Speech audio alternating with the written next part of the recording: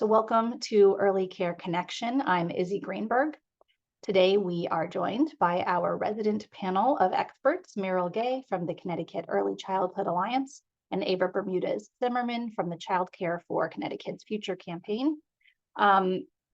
We have a packed morning, so put your listening ears on this morning or watch it in repeat if you miss anything. I'm going to keep the captions on. And as a trick, you can always go back and show the full caption list and go back and see anything you missed, which I use sometimes. We are going to be talking about kindergarten start age this morning, and we've got a great group of panelists joining us. We are going to start out the morning with the CEA, Connecticut Education Association, who will be helping us understand how the push for this change happened in this past legislative session and their goals for this change. Then we will be moving into the next segment, which will be the Office of Early Childhood and State Department of Education to help us understand what happens next, what the change means from the state level, and what it will mean for all of you. So a lot of information to share, a lot of good information. I know folks have been thinking about the kindergarten start age for a long time. I personally, as a child going into college this next year, I'm thinking about it because the ages of my kids tend to not be matched up necessarily with the ages of kids nationally. So, you know, there's implications for their life. And I think that it's something that in this group, we're often thinking about what's the impact on slots, on spaces, on development, and on funding. And so there's a lot to consider here. So before we get started, I just want to remind myself and others to speak slowly for Spanish interpretation, and also to thank Sandra for providing that interpretation and opening this up to a larger group today. All right, so one final reminder to use the chat for any technical difficulties or to communicate with each other, but please use the Q&A for any questions for panelists. I would also respectfully ask that folks keep their questions to the segment we're in. So if you have questions for OEC, please wait until we get to that portion. I want to be able to make sure that the questions for our first segment stay in the first segment, second segment, stay in the second segment, so that I can ask appropriate questions of appropriate people. And of course, welcome to our whole community for being here, and thank you. So let's get started. We've got the first segment this morning is Kate Diaz, who is the president of the Connecticut Education Association. She's also a high school math teacher in Manchester. And then joining her as support, we've got Elizabeth Sked, who is the Education Issues Specialist, also for CEA, Connecticut Education Association, and who is a former kindergarten teacher in New London. So welcome, Kate and Elizabeth and team. And thanks so much for being here this morning. I am going to just turn it over to you and let us know how this is looking from your end. Izzy, thank you so much. It's really my pleasure to be here this morning talking to our partners. We very strongly look at the early childhood care providers in the state of Connecticut as really tremendous partners in educating the youth and getting our children off on the right start. And for us, that was the priority conversation as we talked about kindergarten start age. And as you said, this has been on our agenda for probably well, my entire career, it has been talked about. So I'm going to at least solidly go with 20 years that we definitely have talked a lot about what is in the best interest of children. How do we ensure that the start of our students' academic careers is successful, joyful, and really launches children in a way that they can see success throughout their K-12 career. Pre-K, obviously, for us is incredibly important, and the early childhood experience, because that's the lens with which children come into the education system. And so as we started to talk about, okay, what needs to happen, we really started to look at what were the expectations established for kindergarten. And what became really clear is that when we started to see the expectations ramp up in kindergarten, that it became a developmental challenge for children who were 4 entering kindergarten. And for many of our students, kindergarten certainly, I mean, I think about my kindergarten experience. Miss Bunny Cobb has made sure that we played, we loved school, and it wasn't the same level of intensity. So when we started to look at sort of the national curriculum and the pushes to really create these incredible academic demands on kindergartners, we started to see that developmentally, where we were able to kind of fill gaps 10, 15 years ago, we didn't have that opportunity any longer. And so what we started to see from our educators was a high level of frustration that what they were doing wasn't necessarily academically appropriate for 4-year-olds. And I think that really started to become a stress point for our teachers, saying what we're doing isn't really appropriate. And isn't really matched with the students in front of us. And one of the challenges is that we are the only state that really has this late start date, recognizing that across the country, the shift was to start, by 5 by September 1, and that we were the outlier with the January 1 timeline. And so we started to talk to our partners in other states who were not having the same issues we were having. And this started to become kind of, okay, wait a minute, what are we doing in Connecticut? Is it good for kids? Does this make sense? Is it meaningful? We married that with challenges that we were seeing in terms of behavior. Because one of the things that occurs is when you up-level the expectations outside of what is developmentally appropriate, 4-year-olds act out because that's their skill set. That's what they know how to do in response to anxiety, pressure, or stress that is uncomfortable or difficult for them. And so as we started to really look at what the kindergarten experience was like, this became a more significant factor. We also did kind of ponder the equity of the situation, realizing that oftentimes we have wealthier communities that we refer to as redshirting their kindergartners.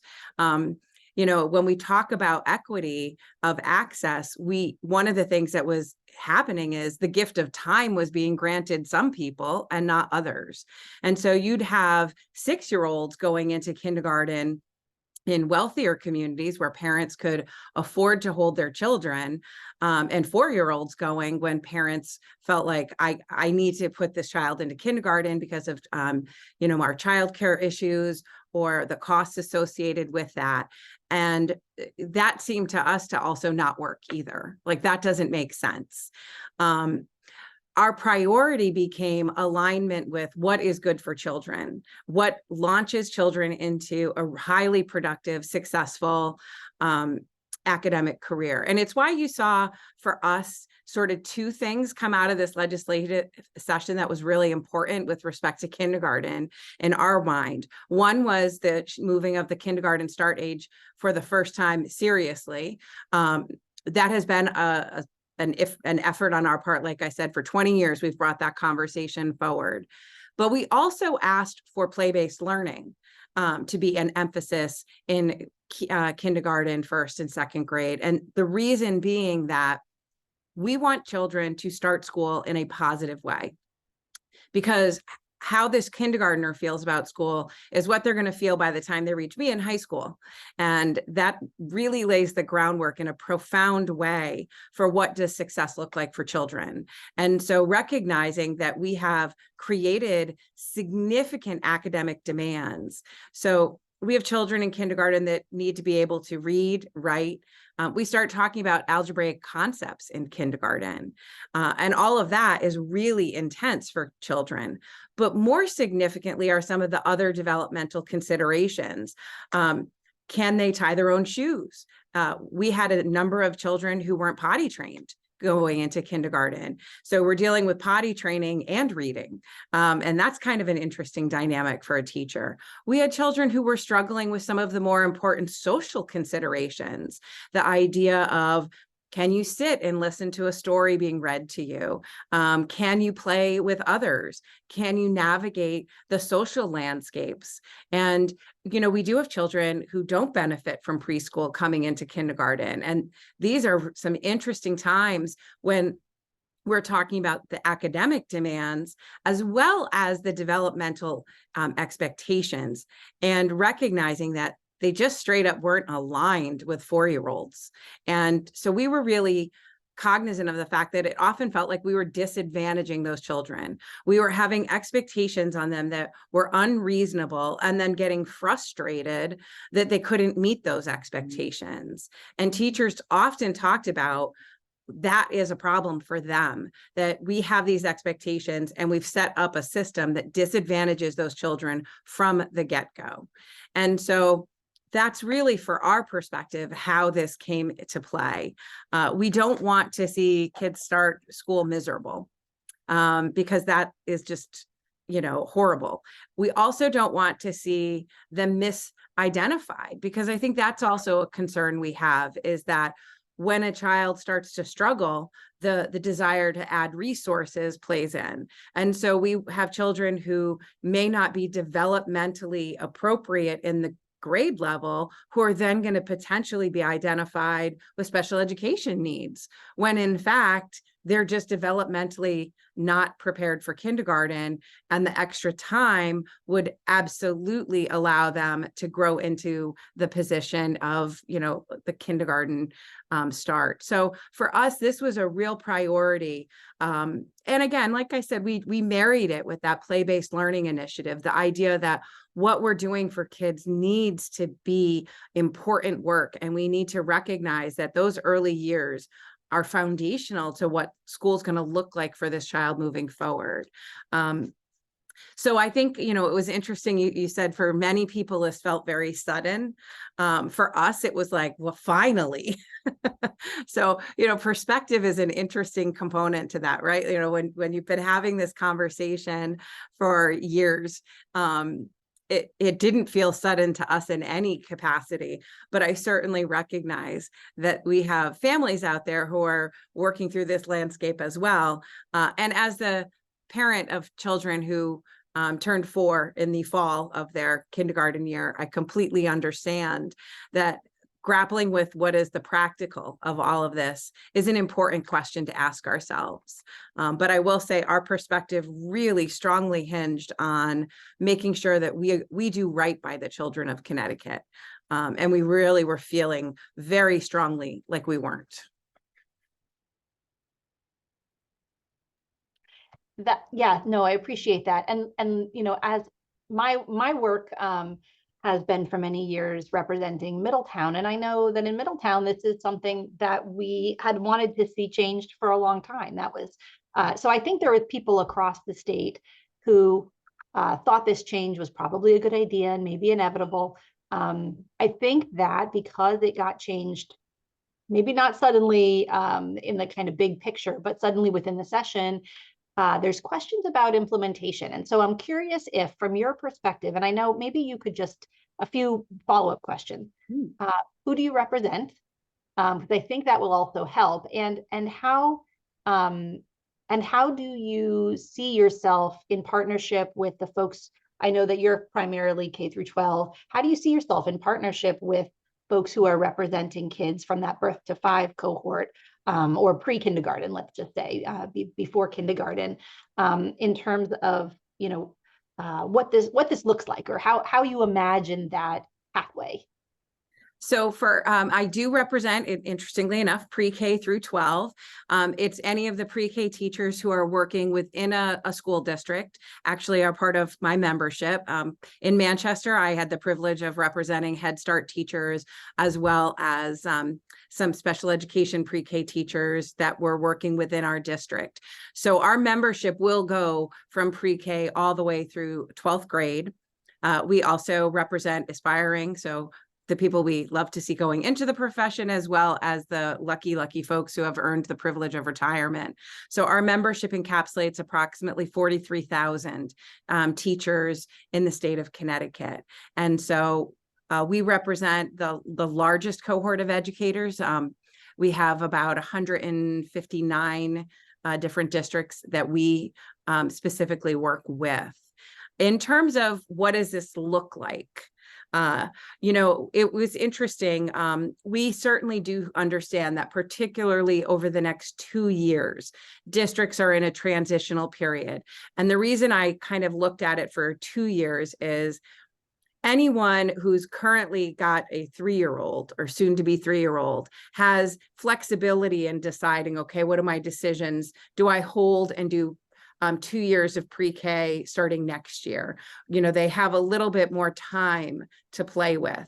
We recognize that there were children in the system today looking to go into kindergarten in the fall of next year who had been in a pre-K system and trying to figure out, okay, well, what does that year look like if they don't go into kindergarten, right? Sort of a gap year, if you will, which is crazy to talk about a gap year with 4-year-olds, but that's what we're talking about. And so we recognize that there was a transitional phase here that really for 2 years to allow everyone to acclimate to the 5 in September. So we started talking with different districts, and really we wanted to be partners with our school districts to figure out what does this mean? Because for us, we recognize that we have to be partners to solving this, that there's kids in this system. One of the things that we've had as conversations is there are what we're kind of calling transitional kindergartens. So in larger school districts, there are people who are kind of in this transitional kindergarten. They're talking about putting together a program where the 4-year-olds or 4.5-year-olds would go into a kindergarten program specifically, or a transitional kindergarten program that would allow them to do technically 2 years of kindergarten, so that this would allow the district to phase in on their own this kind of start age to kind of accommodate the 5, the people who are in the system today, if you will. And I know that Elizabeth's district, New London, was looking for creative solutions along that way. My district in Manchester was talking about that. In districts where the numbers aren't as large, I had encouraged districts to talk to their kindergarten teachers. So if you're in a smaller district where you don't have maybe a full cohort of like 20, kindergartners to manage this with, where you can easily take a kindergarten teacher and transition them for a year or two, when you're talking about having 1, 2, 3 children that are impacted by this change, we had encouraged them to talk to the kindergarten teachers and say, is there a way to create a modified program, again, sort of in a small scale where within the classroom, or is there partnership with other districts that could be worked out? One of the things that I had the opportunity to talk to the Connecticut project and about this issue as well, just sort of kind of recognizing that there's a transitional phase here that we're trying to work out. And one of the things I encourage them to do is to not really let the districts off the hook, that to really look at and say, what can we do in partnership? Where are the places that we can think creatively to solve this problem that isn't change the statute? That's how do we work together? And there are conversations. Different districts are deploying the waiver program. I know that West Hartford just issued their waiver process, and you're going to have a child come in with their parent, and they're going to talk with educators and to see if this is a good choice for their child. Because again, that's really the top priority, is making sure that we make good decisions for children, and making sure that if not going to kindergarten is the right choice, then what is the right place for that child then? Is it an additional year of pre-K? I think one of the challenges that I don't know that anybody's talking to our early childhood providers and saying, what can you do? What are the ways that we can navigate this together? So my hope before we kind of go to a situation where we try and change the statute again is to say, what are the interim opportunities that we could have? And how do we bring all of the people who really care about this issue together and serve as partners? And I think that there are creative solutions out there. We just have to be willing to go to the table and talk about them. It's a really complicated issue, because even if you kind of big picture agree that that putting Connecticut in line with the rest of the country is the right thing, which I personally do believe that. In terms of implementation, because this has a start date and because of the way that it passed, I think that the disconnect between, well, we've already got a disconnect in some ways in the early care community because we have so many different types of funding streams, so many different types of providers. So there's not, I wouldn't say there's not unity. We have a lot of unity, but there's not one way. And so then you put something like this, and every town is going to do this differently. And we have a lot of towns in our tiny state here, so towns and cities. When I'm looking through the Q&A here, what I'm seeing is frustration that this passed without enough partnership with the early care community, and then questions about implementation, but also a clarifying question that a few people have asked, which is about redshirting.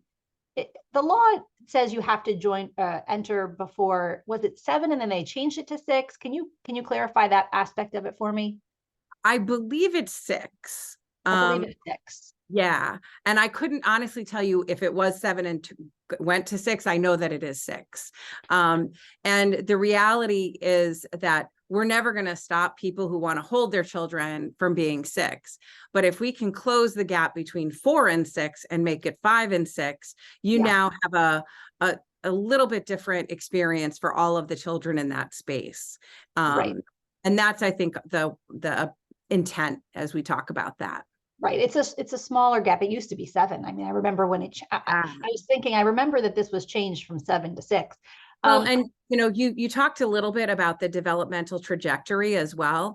And one of the interesting things is as these students kind of go through, if you started at 4 and if you started at 7, that looks one way, right? But then you kind of pull that all the way up to, let's say, 9th grade. And now we're going into high school, and the difference between those children is profound in terms of, you're 13 turning 14 sometimes, with somebody who's, 16. And that is a huge difference for those children. Yeah. So one thing that there's a lot here, and I'm trying to kind of weave through our comments and questions. What I'm reading a lot of is frustration. And I don't know that is rightfully directed only at CEA for making this change. I think that, there are a lot of legislators who passed this. There's a lot of players here. And so I also want to mention to our community, you have a real opportunity in working with your legislators for how this gets implemented, working with your boards of ed. There's a lot of people who are involved in a change like this. So, I want to mention that because I think that's an important thing to not forget about. But the questions I think that are relevant are, in terms of curriculum, what has to happen now for those children who would have been going to kindergarten, who have been prepped for readiness, and now we're going to be in an extra year of pre-K. We're having a 3rd year of pre-K. People curious about kind of what partnership looks like between those folks serving K-12 and those serving younger children, so that as this shift occurs, we're actually making the best of it, so that kids who either are now doing a surprising extra year, or for whom this families for whom this change was a surprise, but also in terms of slots, we've already got problems with not having the right number of slots in the right places, and you can imagine the myriad problems that this brings up for folks. And so curious, there's this one I think is good, which is it sounds like the analysis for this change was centered around the public school response without as much regard for what this will mean for folks specifically in private programs, she's saying, or they're saying, but for folks who are younger. So I don't know, I guess I'm curious, that's a lot of questions I just asked in one, but maybe you have some response to some of that. Well, I would say that in terms of programming, because I think that's a really great question. We're looking at children who are currently in preschool this year and would typically, a year ago, be eligible for kindergarten next fall. And so how are we going to adapt programming to look at this year and then adding a supplemental year to prep them to get ready? And I would be remiss to not ask Elizabeth to kind of chime in here as a kindergarten teacher to talk about how we would really take advantage of that extra time. Elizabeth, you want to kind of plug in? I think otherwise you got a math teacher telling you what kindergarten should look like. And I think it's much better to have her share a little bit. I think, thanks, Kate. I think your point about the catch up in high school is really important to think about also as we're thinking about this, but I'm not sure curriculum needs to change, but rather give children more opportunities to explore the different avenues of the curriculum, if that makes sense. Yeah, you're just talking about more opportunity for exposure. Correct. Yeah. Exposure, engagement, enrichment, all of those things. Inquiry. Yeah, it seems to us, certainly as I talk to kindergarten teachers across the state, that the stretch that is most desirable is in the opportunity to really develop some of those social and emotional aspects of their development, so that when they're entered into a kindergarten that is a lot more structured than what we are used to it being. Even with the introduction of play-based learning, we have such heavy standardized assessment expectations on kindergartners. I mean, they have to literally sit and take written assessments. The first month of school. Yeah, the first, like, welcome to kindergarten. If you could just sit and write this for us. I think we're really conscientious that that's not a typical expectation, and that we, at least for a 4-year-old, I think back to my children as 4-year-olds, and I can't even imagine what that looked like. But I think the challenge we are faced with is what needs to continuously be developed are those socialization skills, continuing to develop the sight words, early math literacy that can be done through play. I think there's some really extraordinary opportunities to kind of really develop the children's curiosity early on in a way that continues to help them thrive. And I'll say this to the people who are kind of frustrated with CEA. We don't view this as something we did behind closed doors quietly at the 11th hour. We published it as part of our legislative agenda in the January before the legislative session even started.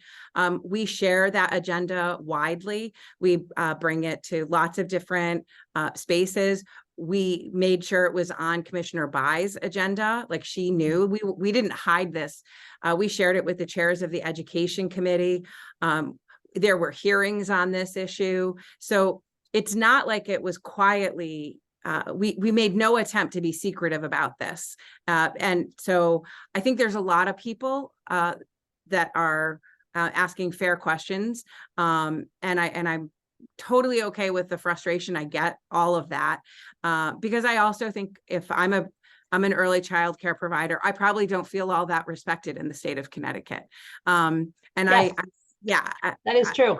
And I get that. And and so I'm not dismissive of that notion. And I think in my mind, this is a moment where we have the opportunity. There's been the commission talking about early childcare, as well as what does pre-K mean in the state of Connecticut. I think this is a moment not to pull back, but to talk about how are we enhancing that? How are we giving true respect to this portion of our children that, 0-5 is a critical foundational developmental space. And I think what I hope comes out of this is recognition for that, and understanding that these are critical years that we shouldn't disrespect by just saying, throw them into kindergarten and be done with it, because that's not mindful of the fact that real work is getting done in preschool. And I think that there's too much dismissiveness of the important work that happens when our children are playing, working together, learning to be social beings in an environment. I hope out of this that there's recognition for the importance. You know, I'm a proponent of universal pre-K. That'll would certainly be something that I think that has to happen. And I would love to see this move be a catalyst for that conversation and for the professionalizing of the work that gets done as we build these children up into their traditional K-12 career. You know, that would be my hope out of all of this. And, you know, because it's not lost on me that this is often not a field that is treated well.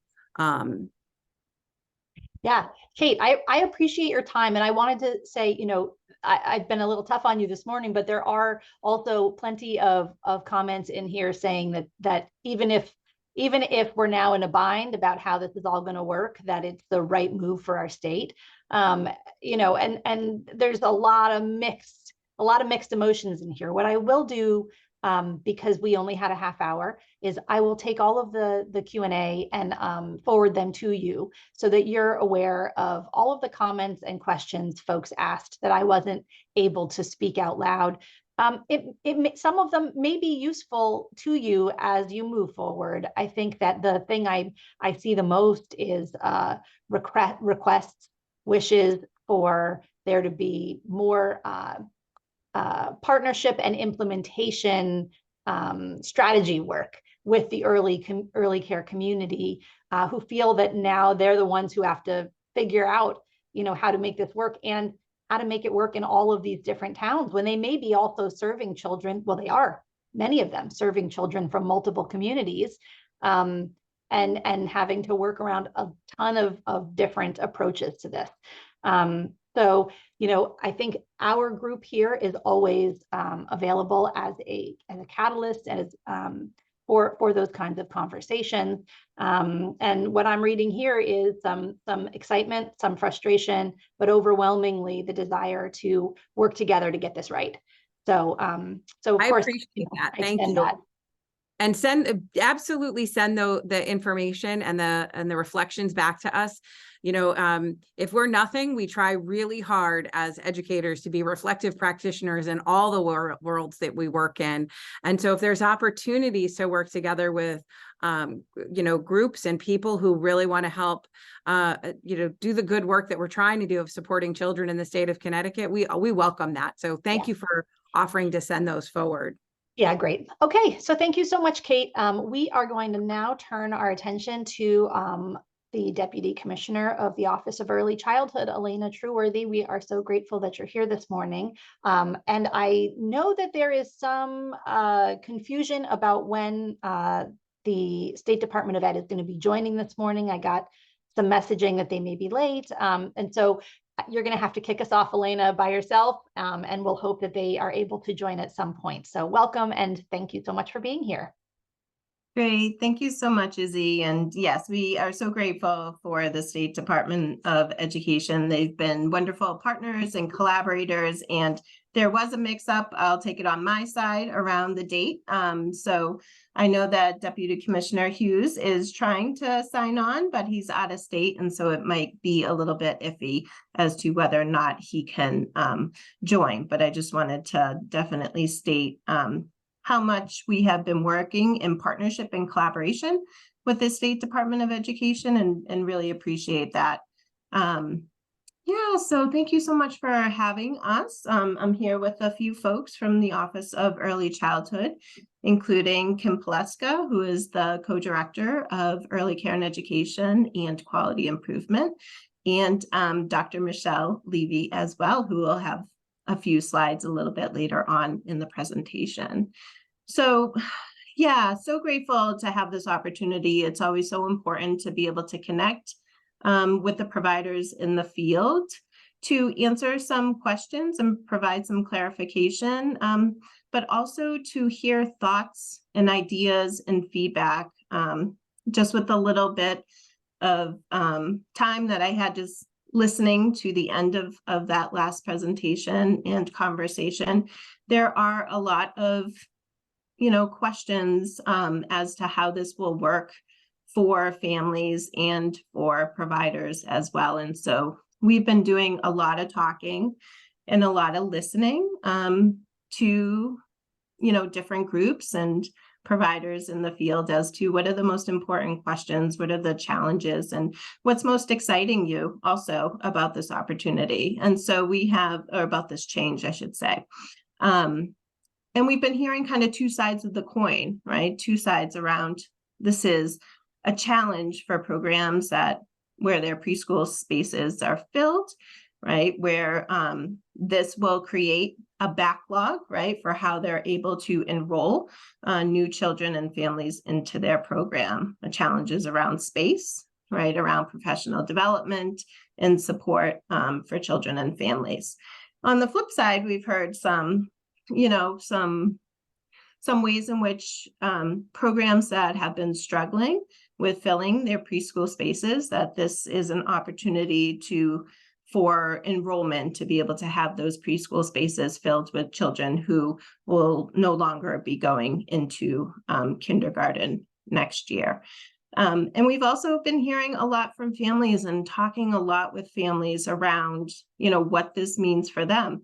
And we know that it's not out there widely enough, or we think that it's not out there widely enough for all families, that all families might not know, right, that this change is happening and occurring. And so we have some thoughts and plans when it comes to family outreach and communication in the near future. So, all right. So we were hoping that the State Department of Education would be on, because they have issued guidance to local school districts around what this means, what this legislation means for the work at the local school level.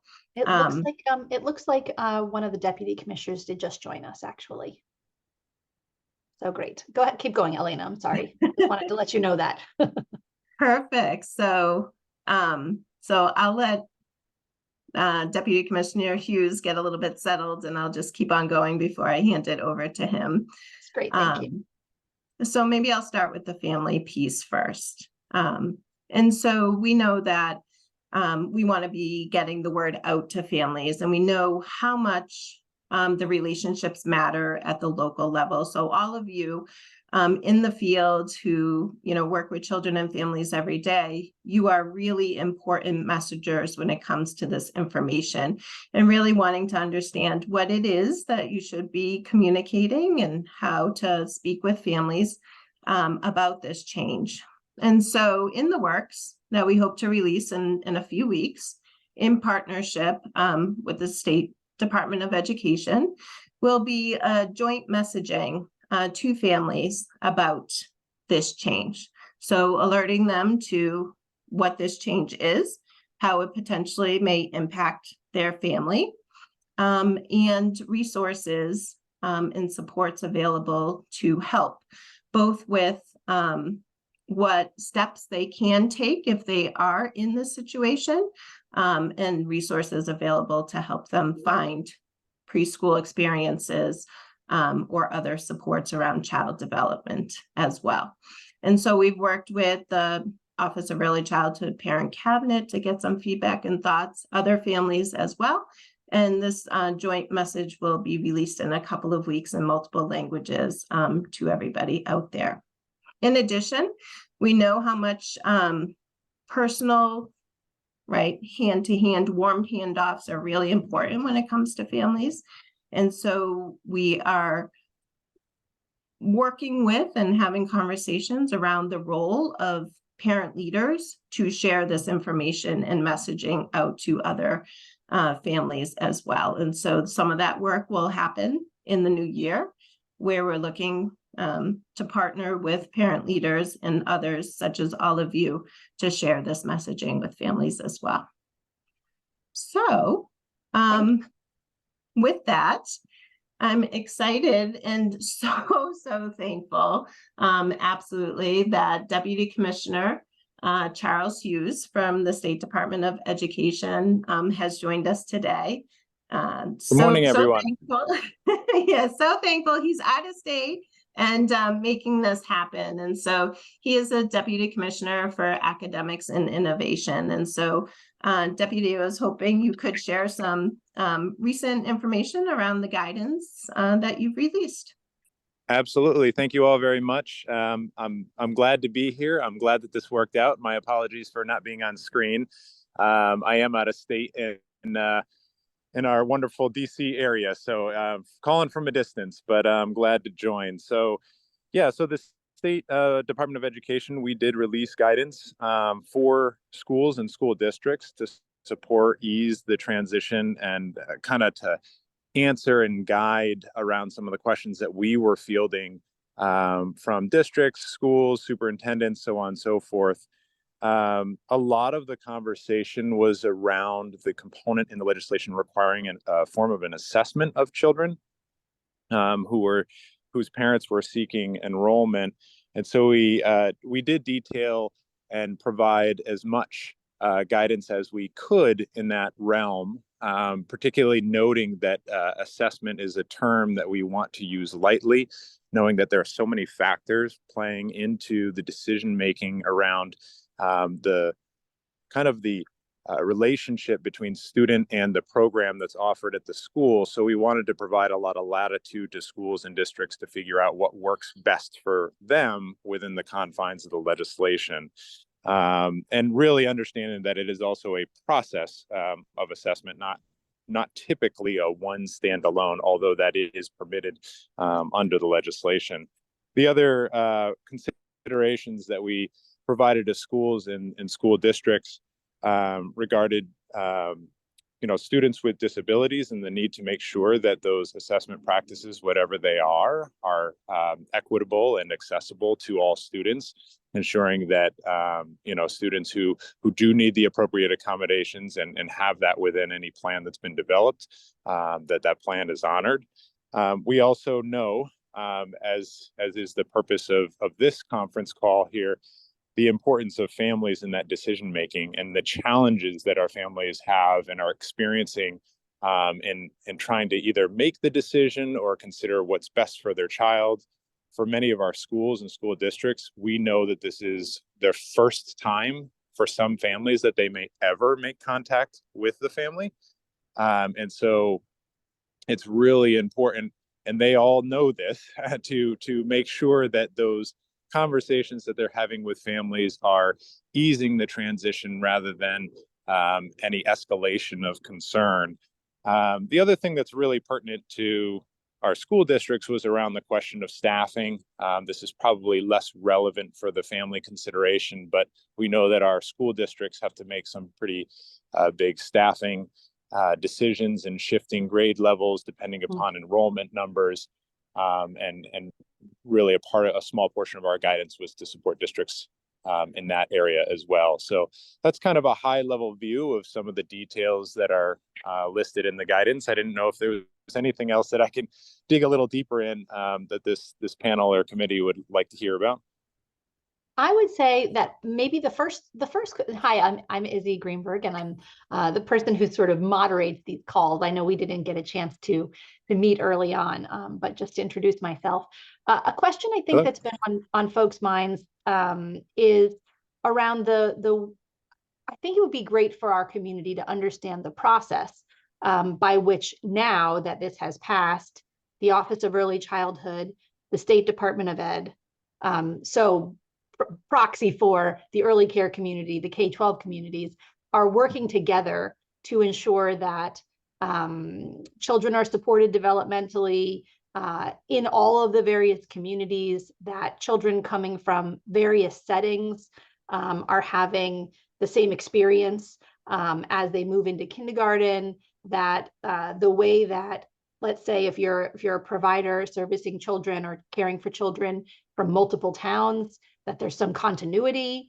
There's so many questions now about implementation and concerns about the gap between what's happening in the early care community, what's happening in the K-12 community, and that there's not enough concerns that there's not enough communication and strategic planning happening to make sure that this not only happens in the best interest of the children and families, but in a way that also doesn't undermine or in any way erode the early care industry, which, as I'm sure you all know, is already absolutely suffering and struggling to just make it work under the existing parameters.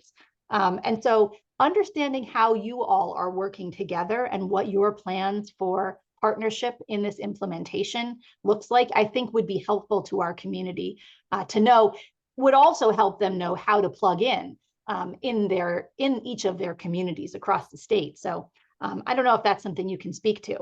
The big question.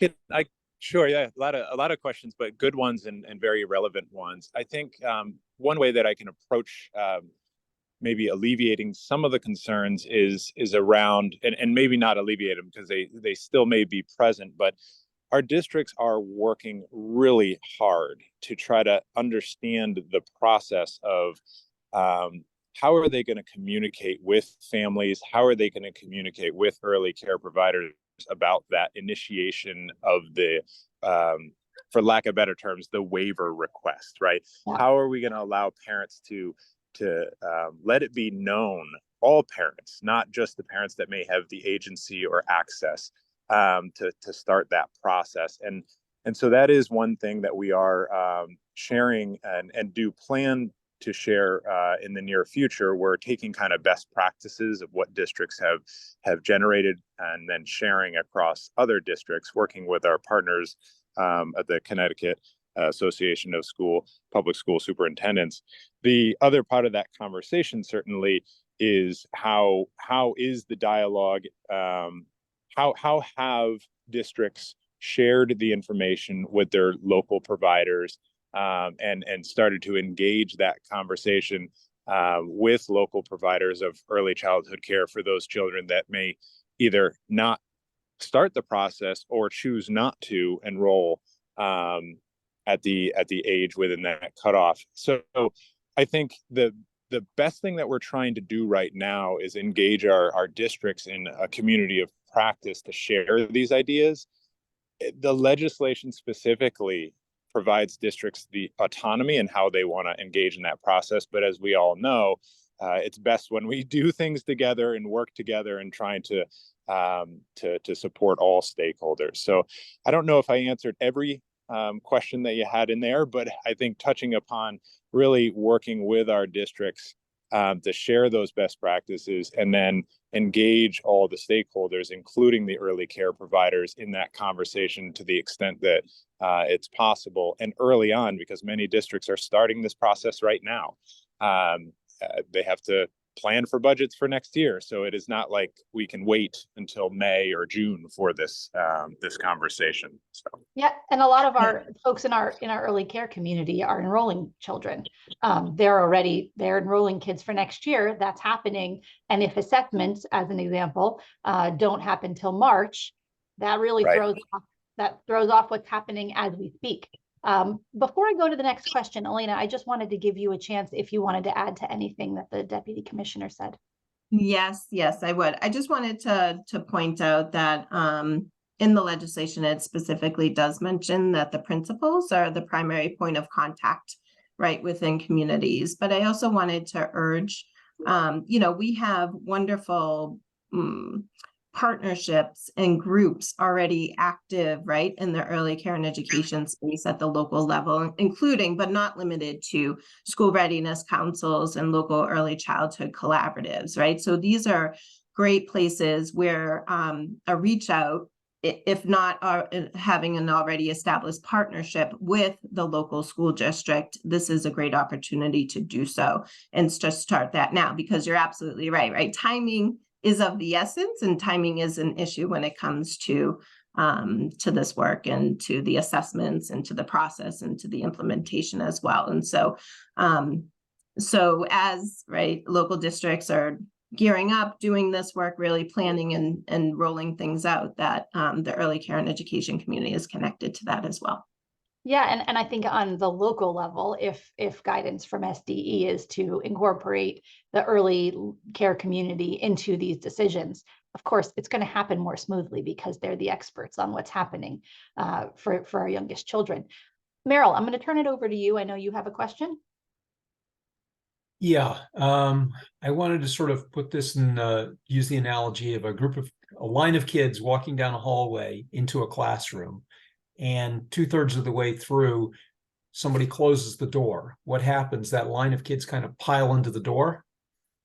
That's what's going to happen in early care programs, where they have their infant toddler room and then they have their preschool rooms, and kids kind of go through the process. When we now have 1/3 of the kids not eligible for kindergarten in this coming year, it's going to create a backlog where kids who are supposed to be coming out of the infant toddler room don't have a place to go.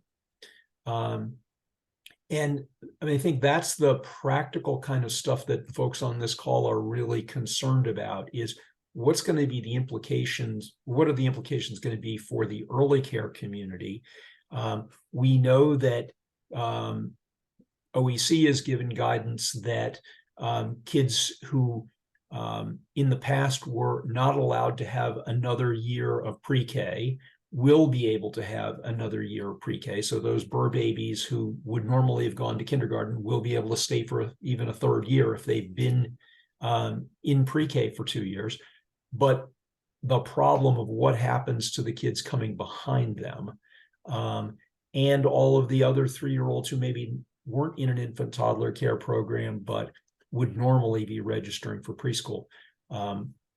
Our situation now with early care is that wages are so low that programs are having trouble hiring staff. And that means that our capacity to provide care is actually reduced below about 90% of what the license capacity is. So we've got a troubled childcare industry that is having to grapple with these changes. I think we all generally agree with it. We wish that there was a way that we could have phased this in. And we're real concerned about the issues of the inconsistency between school districts, because there are certainly childcare programs that serve children from a number of different school districts. And you might have one district that's just saying, okay, any kid who's, been to preschool for a couple of years, who seems to know how to, sit down in a classroom and stuff, who was born in the end of September, we'll let them in. And another one that's going to subject a kid to, half a day's worth of testing. Those are the kinds of concerns that this community's got. I don't know if there's a question there really, but it's more like. Sure. I think I think I understand certainly the concern, and one of the things that I want to note that the State Department of Education has put even more forward at that area of concern is the question of equity. It's not just about the assessment and entrance piece, but also, again, those families who don't have the access, the knowledge of navigating the system. And this is so new for many of our districts, because remember, the entire enrollment process begins with the parent, right? So, and that's a major concern if our parents our districts are working really hard to communicate, but we all know that until the routine and the system starts to evolve and people start to understand year over year how the process works, the normal, the individuals, there are a lot of people who will be left off that list in terms of the knowledge base of how to access the request, right? So it's not just that first group that's being cut off by the closed door. That was a nice analogy, but furthermore, it's about those that are even just we don't even know about, right? The ones that we don't know might have wanted to access but are unable. So certainly relevant considerations, and the consistency across districts. Again, we're trying to navigate that and bring districts together as best we can so that they can share those practices, and hopefully that will have some of the intended outcome of easing the transition across districts who share students. So yeah. Meryl, did you have more? Yeah, I mean, I've served on a board of ed. I've been in the early care community for a long time now. I know that there are many superintendents who feel like, oh, I met with the early care providers once. I'm like, I know the situation, or I feel good about, I've reached out to the community. Lots of superintendents have very little understanding of how the child care system works. And, it's this hybrid of parents paying for most of it, subsidies for some families, contracted slots in some places through school readiness and the CDCs. But it is really a combination of things. And the one thing that I've learned about the early care community, as fractured as it is there is one thing that really unifies them all, which is the fear that their preschoolers will get gobbled up by the public schools, because early care cannot function financially without the preschool students who have a higher ratio, the 10-to-1 ratio to staff versus the 4-to-1 ratio in the youngest infant toddler room. So, yes, it would be wonderful if there was free preschool for everybody, but if it goes entirely into the public schools, the early care system, what's left of it, will fall apart. So that's one of the tensions that's in here. It's sort of the opposite right now, that the public schools are going to take fewer kids, and that's going to create strains for the early care community. But there is always that fear on the other side that the public schools will take all of the pre-K students sometime down the road and put everybody out of business. Just throw that out.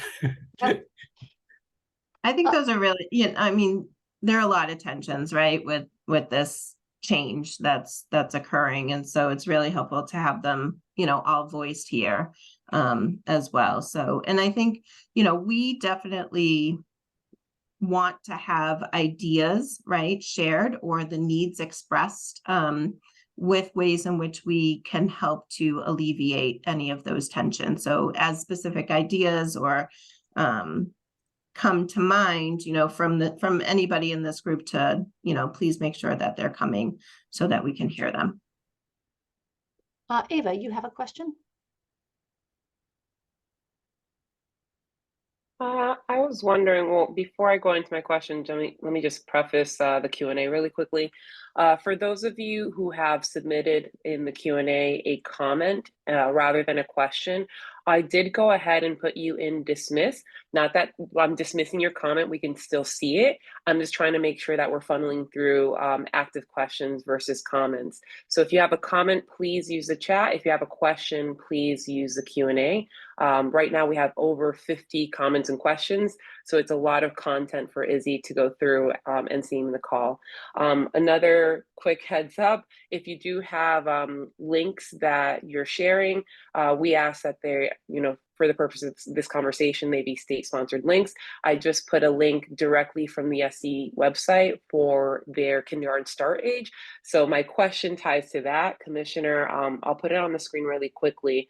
The only flyer that I found directly on your website regarding this topic on the SDE website is what parents should know about kindergarten entry, enrollment, and attendance. Is this an appropriate flyer to share with early educators, or do you have more content that currently exists or that you're going to create? Because this is outdated, you're saying? Correct, because this is, according to our early educators on the call, they're concerned that it's outdated. Right. So I suppose I can respond directly to it. I think the guidance that is most relevant and most current is the one that we sent to school districts, and I know that we're working on the subsequent guidance for families, and I think that would probably be the next.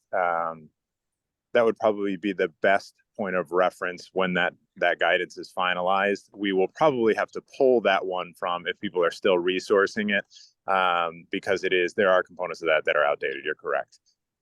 Okay, my other question, Nope. Go ahead, Izzy, you want to come back I to was me? just going to follow up with asking, if there are folks on this call from SDE that have access to any of those documents that have been sent, if you could link to them in the chat or get them to us, we can forward them out to this community after the call or post Great. them with the recording of this. Sorry, Abe, go ahead. The other question I had, Commissioner, right now we have close to 300 people on this call. And like I mentioned, over 50 comments and questions about this.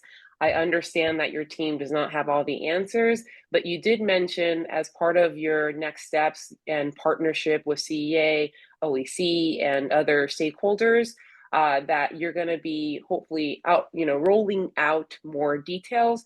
The number one question I keep seeing recurring in our Q&A is timeline.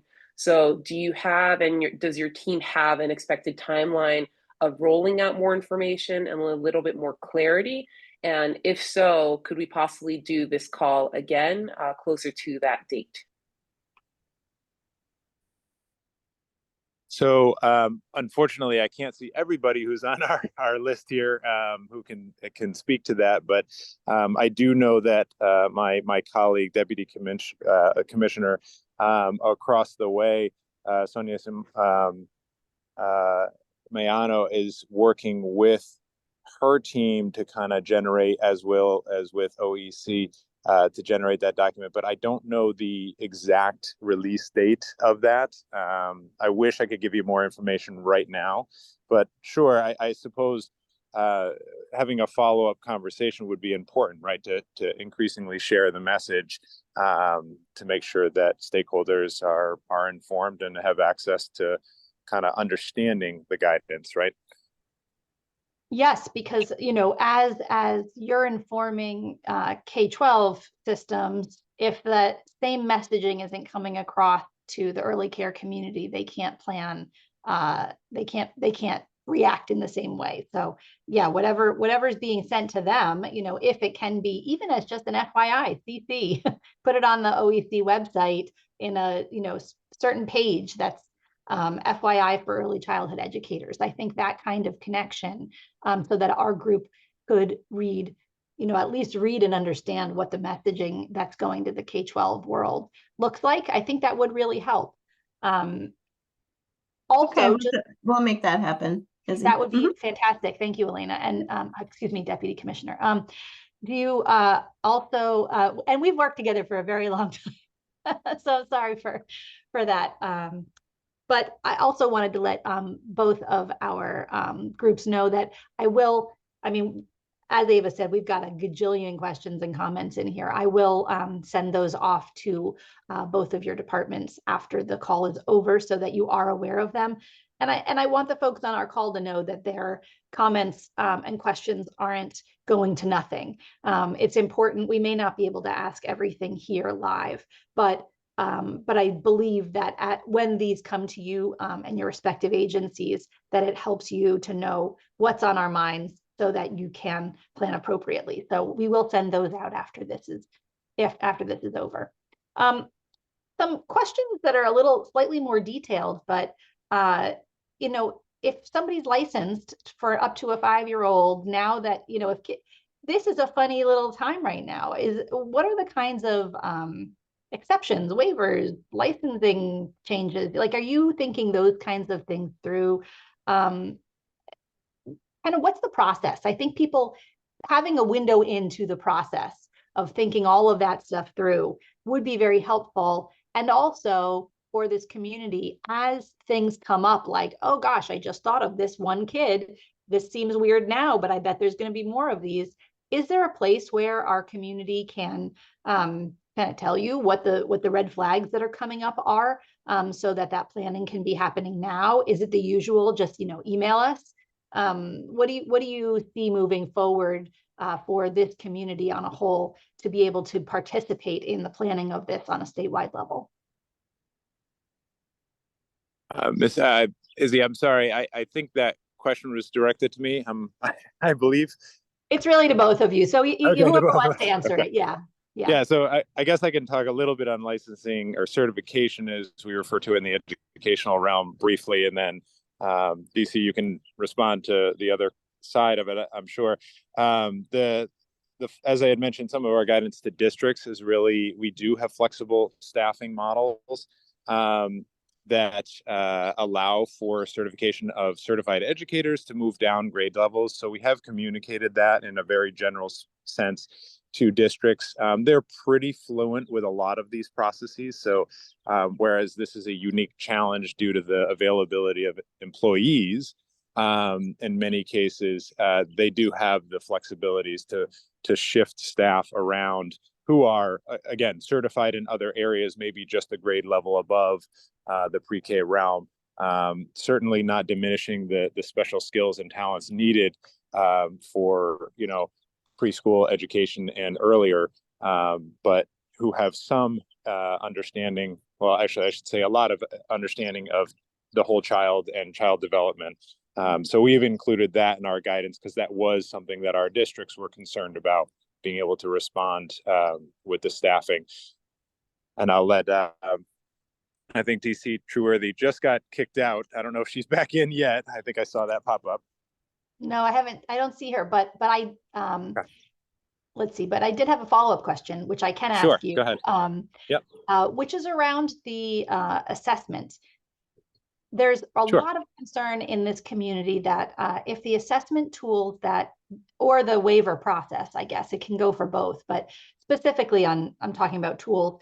If an assessment tool that is used by one district versus another district is totally way off, or if the waiver process is way off, that we diminish equity across the state, that it creates confusing parameters for both children and also for the centers that are caring for them. If one kid's going into X district and their process is going to be this, Y district it's going to be this. The people on the front lines of helping parents with a lot of this are their early childhood educators, because those are the people they have the existing relationship with. They don't yet have that relationship with the kindergarten, with their school district. And so in terms of both making it easier for their early care community to support them, but also just to create consistency with equity and with other things across the state, I know that you're probably hesitant to create one assessment tool that you make everybody use, because that doesn't often happen. But are you going to be comfortable producing some kind of guidance for how those tools should look and what kind of factors or considerations should go into either an assessment or waiver process? Yeah, I know you talked about this a little bit, but I wanted to just dig in a little bit more. Sure. Yeah, no, that is the question of the day, right? At least on the school side. The assessment component is something that has been very challenging, and I'll just call it right out. It's been very challenging for us to provide guidance on and for districts to implement. We all know that children don't develop at the same rates and have a number of factors that are involved in that process. So adding a high stakes assessment to that development process is very, very concerning. Certainly, as we've heard from districts, but also just in terms of best practice. So again, we've encouraged and tried to outline some of the components. Again, I'm referencing our guidance that does speak explicitly to some of those pieces, but needed to provide districts with some of that flexibility. The State Department of Ed will not create one single assessment because there are so many different contextual factors that are important to consider. A very important one is the connection with the parents and their parents' understanding of their own child, who bring a lot to the table, as do early care providers, bringing, as you had mentioned before, that information to this broad term that we're trying to encourage districts to see, that is assessment. So again, I'm going to make the link available, trying to do so in the chat so that everybody can see the guidance that we have available. And again, I don't want to go into too many details because it's spelled out the extent to which we've encouraged districts to have considerations when they're formulating what that assessment looks like. Yeah, great, thank you. And Deputy Commissioner Trueworthy is back with us. My apologies. I don't know. I lost power and got kicked off. So I'm sorry I missed that last bit of the conversation. All right. We were just talking about how or the possibility of state departments giving probably not one assessment tool, but guidance for how to create an assessment or waiver process so that there is consistency across the state for both the children and families, but also for the early care community, which as the primary messenger to a lot of families will have to be helping some parents through this, I would imagine. So that was the question for Deputy Commissioner Hughes, but I don't know if you have anything that you'd want to add to that about the way that the Office of Early Childhood is thinking about that. You may not be. Well, this is really in the realm of the State Department of Ed as per the legislation. And so I think we're thinking about it in the sense of we want to make sure as well, and I agree with the last bit of comments that Deputy Commissioner Hughes was stating. And Michelle, you might have some pieces to add in here as well, but we also want to underscore the importance of families having a voice and engagement in this process, as well as they know their children best and what that potentially could look like and support too. I do want to give a few minutes to Michelle Levy, who's been doing a lot of thinking around standards, curriculum, and assessment when it comes to this, and support for the field around professional development as well. And so, Michelle. Sure. Thank you, Deputy Commissioner. I think I have a couple of slides just to share some of our initial thoughts on how we can support the early care and education community around those children who will be staying. That came up before around the curriculum, or how we're supporting those children who would have gone to kindergarten. Just really briefly, because I saw come through the chat and some question about CT DOTS, or the Connecticut Documentation and Observation for Teaching System, as it relates to that assessment process. I did just want to put a little caveat or caution out there when we talk about the intended use and how that tool was developed. It talks about it not being used to make decisions about grades or classrooms. That being said, information from that tool hopefully incorporates family input and valuable observations made by the early care and education providers about that child in a classroom or in a early care setting. So I think as a part of an assessment process, that may be very appropriate. But I just wanted to put that one bit of caution out there, because we want to make sure that we're using tools as they're intended. So thank you. I am going to just share my screen really briefly. It's not anything complicated and as far as the slides go, but wanted to share that we are looking at professional learning related to standards, curriculum, and assessment. We currently offer free PD. We offer trainings, coaching related to standards, curriculum, and assessment, focused on the early learning and development standards, and some trainings around CT DOTS as well. What we are doing responsive to this, but also in looking to better meet the needs of infant and toddler providers, is we're updating the training focused on meaningful curriculum and implementation and planning for curriculum to split it into two trainings. So one that's focused on infants and toddlers, and one that's more focused on preschoolers. And the plan is to offer some of those sessions before the start of the school year, the next school year, and focus a little more in on those students who might be staying in preschool for another year.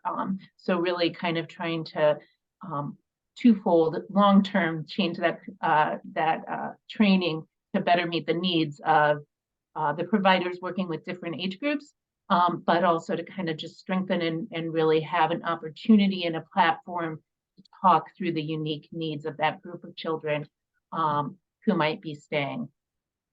We've done trainings already with Staffed Family Childcare Network staff related to the early learning and development standards. So we have folks at those networks who have a training related to those working in family childcare, where you have that mixed age group. And The other piece I wanted to share is that we're just working, we have crosswalks. So we've talked about this kind of age and certain skills. We all know that children learn on a developmental continuum. There's a trajectory of learning, right?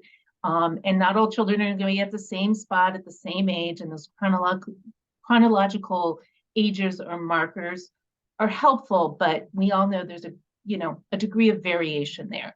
So we like to think about that trajectory of learning over time and how we build and plan. So we're looking at the crosswalks that we have between the early learning and development standards to the kindergarten standards. We have many of those in place, and we're going to try to package those and format them, make sure they're all translated and in one place, so that those working with children who would have been going to kindergarten, who might be beginning to work towards some of those skills, will have that nice trajectory and that nice progression of learning to refer to in their planning. So these are coming out. These are all the ones that we have in place, and we'll be working to kind of repackage and share. Thank you, Michelle. Sure. Meryl or Ava, do you have other questions before we wrap up? None that they can answer. I think the real message here from all the speakers is that it's a waiting game, and they're getting prepped for more information. So we will eagerly anticipate that next call. And Meryl? can I just add Oh, yeah. As far as the professional learning and those opportunities for how we can support programs, we really welcome your input. So I shared a couple of our ideas and where we're focused right now. But if you have other ideas or ways that we can be supportive, please add it to the chat, and we will take a look and see how we Great. can. And Michelle, do you have a place where folks can contact you if or is there a better person to contact if they want to participate in that? Sure, I can. I'll put my email in the chat, and you can reach out, and I'll. While Great. Michelle does that, Izzy, I think it is worth mentioning that Meryl, myself, with a good group of steering committee members, we had a meeting with OEC last week, and one of the main topics OEC led with in that steering committee meeting was the kindergarten start age, listening to feedback and ideas of implementation. And there were comments from, Akshavoni and also Michelle Doucette-Cunningham, everyone asking questions and concerns of like, how can we find more funding for early educators during this transition? Some ideas to mitigate the difficulties during implementation.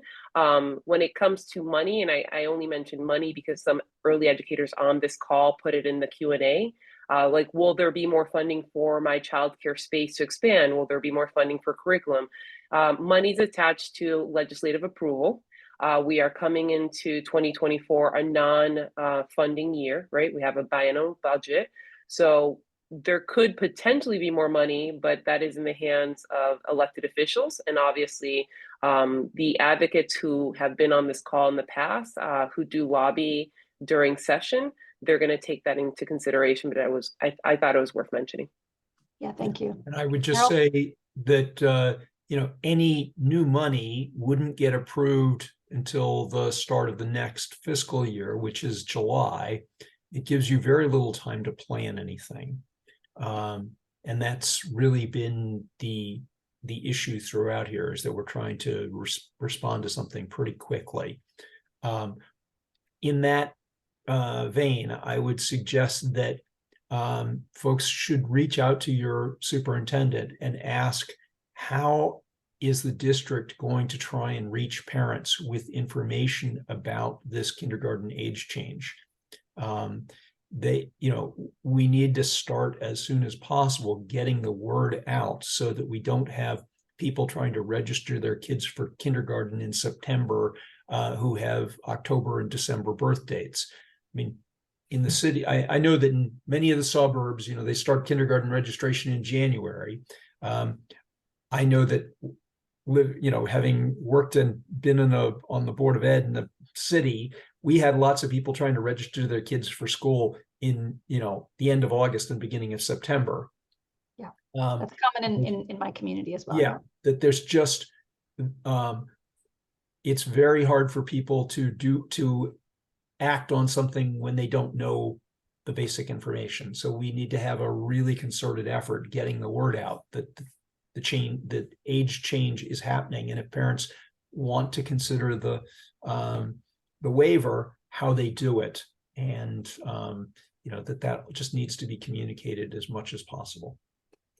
Yeah, and as we wrap up, I think the thing I'll say, and this is coming from reading all these comments and questions and from the historical knowledge here, I mean, as you know, Deputy Commissioner, like this community cleans up a lot of messes for a lot of other folks.